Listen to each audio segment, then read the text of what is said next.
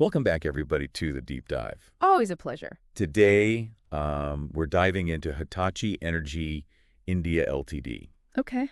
And, this is a company that's really at the forefront of India's energy transition. Yeah. And you've given us just a ton of information to sift through here. A lot of good stuff. We've got financial reports, press releases, and even a glimpse into their big Energy and Digital World 75 event. Very interesting.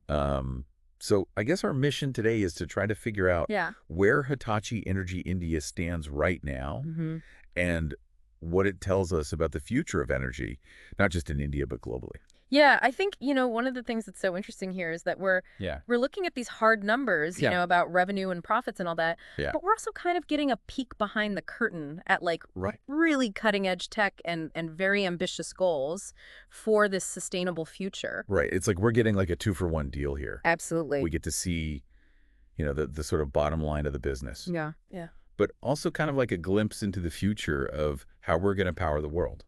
It's exciting stuff. It is exciting stuff. So let's start with the nitty-gritty. Okay. How they do in Q2 of fiscal year 2025?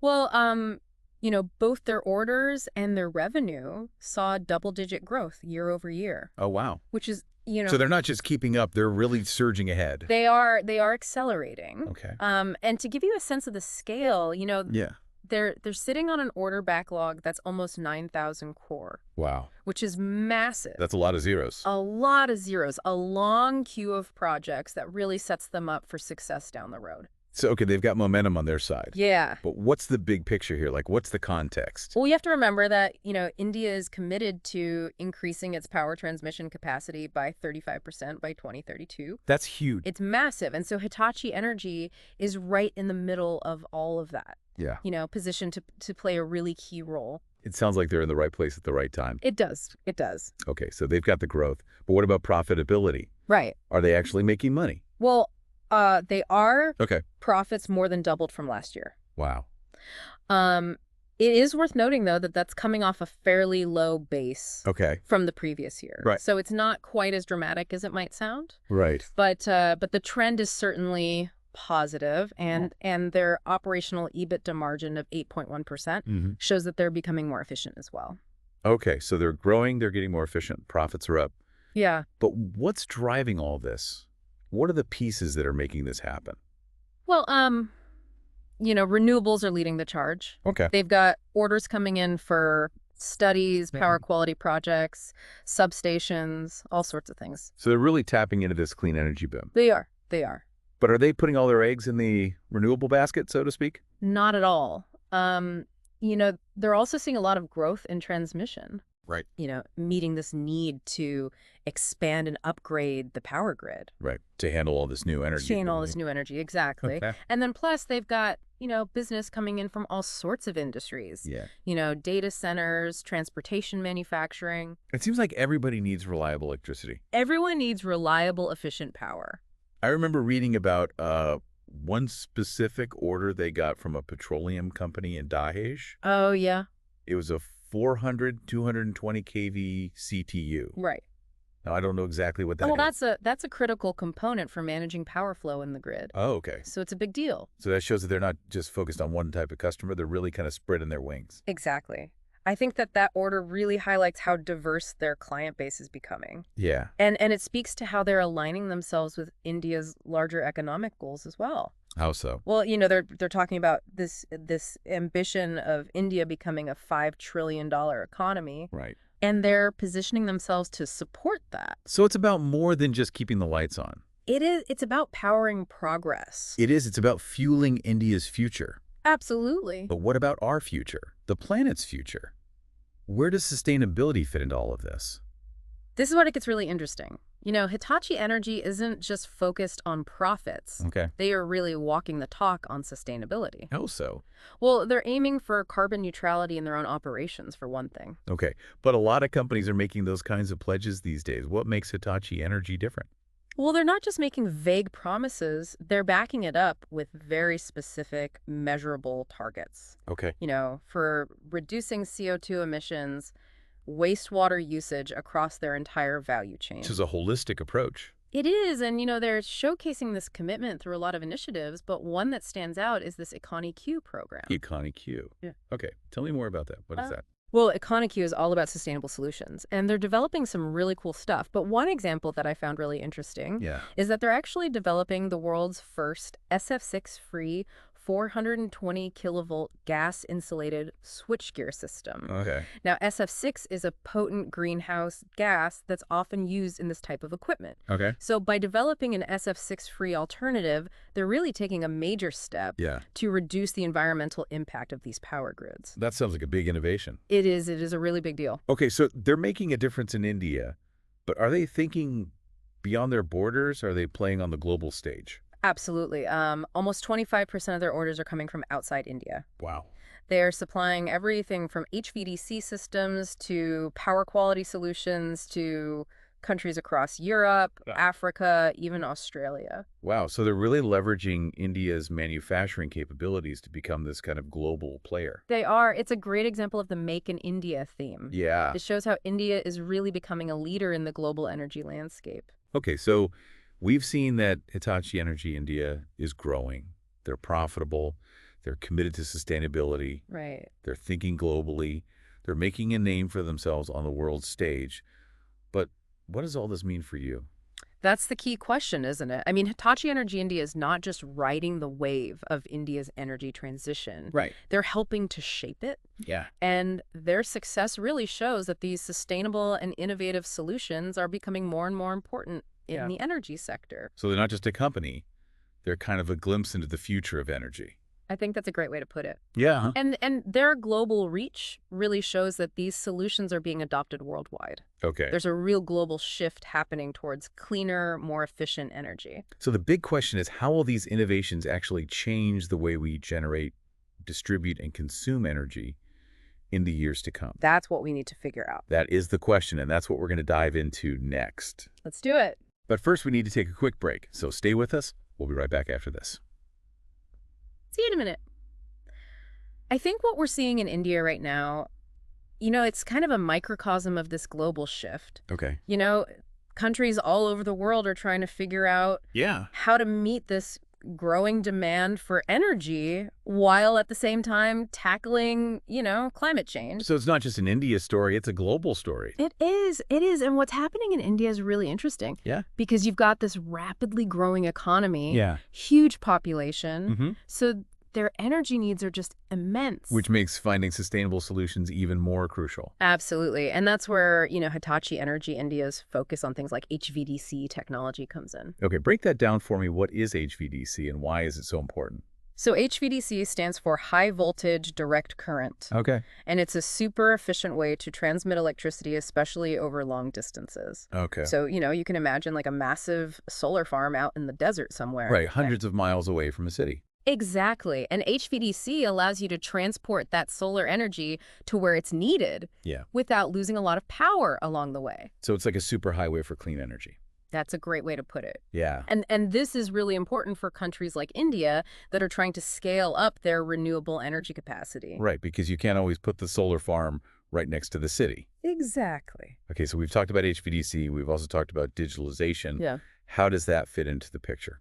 So digitalization is all about making the grid smarter, more responsive. Okay. It allows operators to, see what's happening in real time. Okay. Balance supply and demand, integrate these renewable energy sources more effectively. So it's like giving the power grid a brain boost. Yeah, it's like upgrading the operating system of the grid. Mm-hmm. It's about making it more adaptable and resilient. Right, which is really important when you're dealing with these variable sources like solar and wind. Okay, so these technologies sound like they have the potential to completely reshape how we think about energy. But how is Hitachi Energy India actually contributing to these changes? Well, they're not just talking about it, they're actually doing it. Yeah. They're investing in research and development. Yeah. They're building factories. They're partnering with other companies and organizations to really push innovation in the energy sector. Well, they're putting their money where their mouth is. Absolutely. They're walking the walk. It's exciting to see a company taking such a proactive approach. It's easy to talk about these things. Yeah. But they're actually out there making it happen. They are. But let's bring this back down to earth for a minute. Okay. What can the average person like you or me actually do Right. to contribute to this energy transformation? Because it feels like such a huge, complex issue. It is a complex issue, but, I think it's important to remember that individual actions can make a difference. Okay. Even small changes. Yeah. When you multiply them across millions of people can have a real impact. Yeah. So, if each of us made a conscious effort to reduce our energy consumption a little bit, simple things like switching to LED light bulbs, Right. using public transportation more often, Right. those individual actions, they add up. It's like the butterfly effect. Yeah. Little changes can have big consequences. Exactly. And, beyond our own individual actions, we can also use our voices to advocate for change at a larger scale. Okay. Supporting policies that promote renewable energy, holding companies accountable for their environmental impact, voting for leaders who prioritize sustainability. So it's about being an informed citizen. It is. And using your voice and your vote to kind of push for change.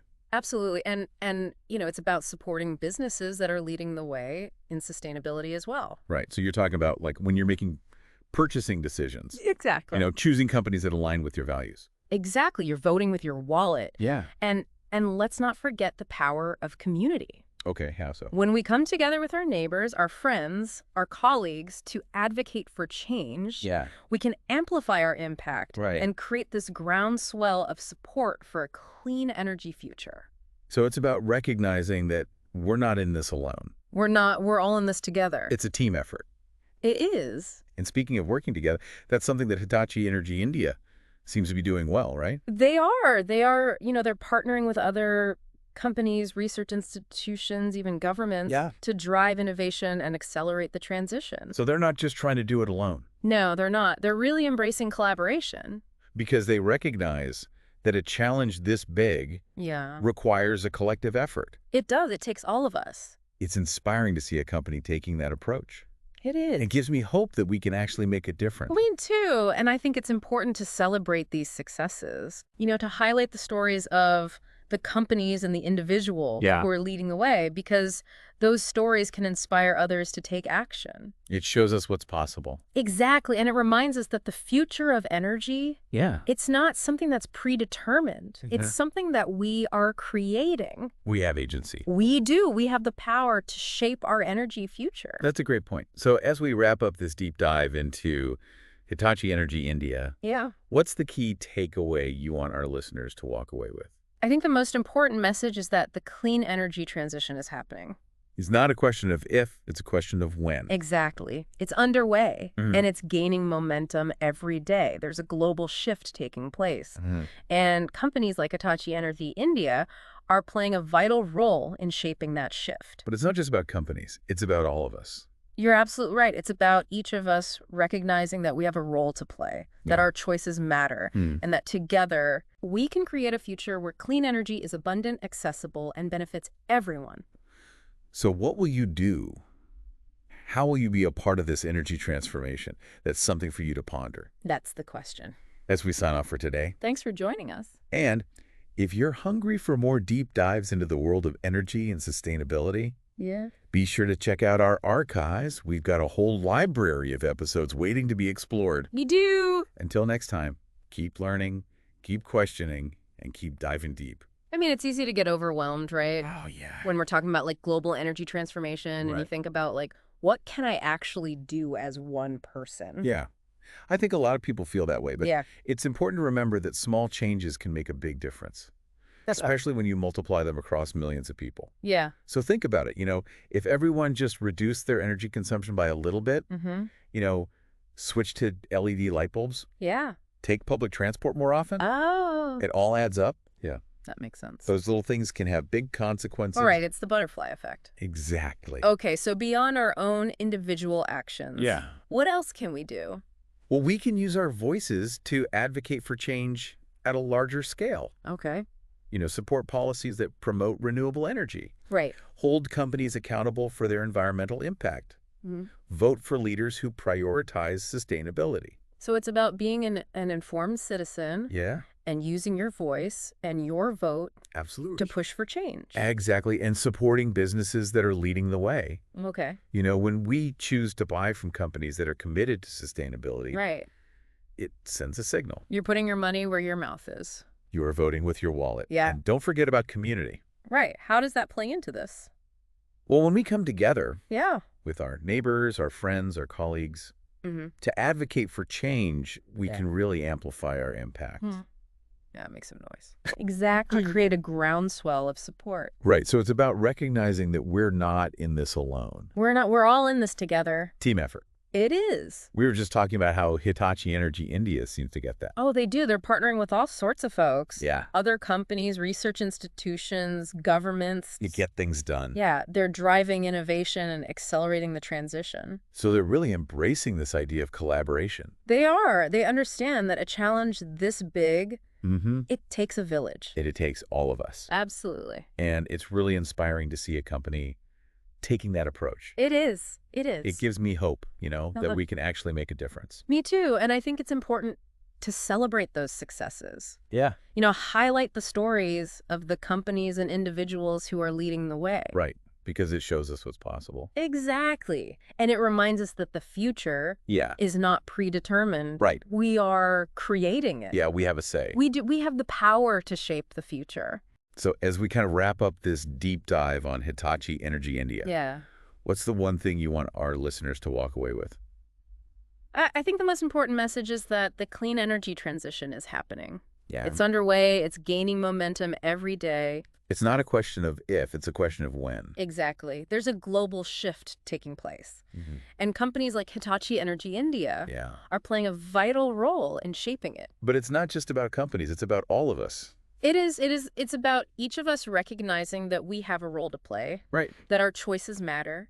And that together we can create a future where clean energy is abundant, accessible, and benefits everyone. That's a great vision. And I think it is. You know what we've seen with Hitachi Energy India gives us hope that it's achievable. Absolutely. So as we sign off today, the question for you listening is, what will you do? What will you do? How will you be a part of this energy transformation? That's something to think about. That's something to think about. And if you enjoyed this deep dive, and you want to explore more topics like this, be sure to check out our archive. We've got a whole library of episodes. Tons of deep dives. Waiting to be discovered. Exactly. Until next time, keep learning, keep questioning, and keep diving deep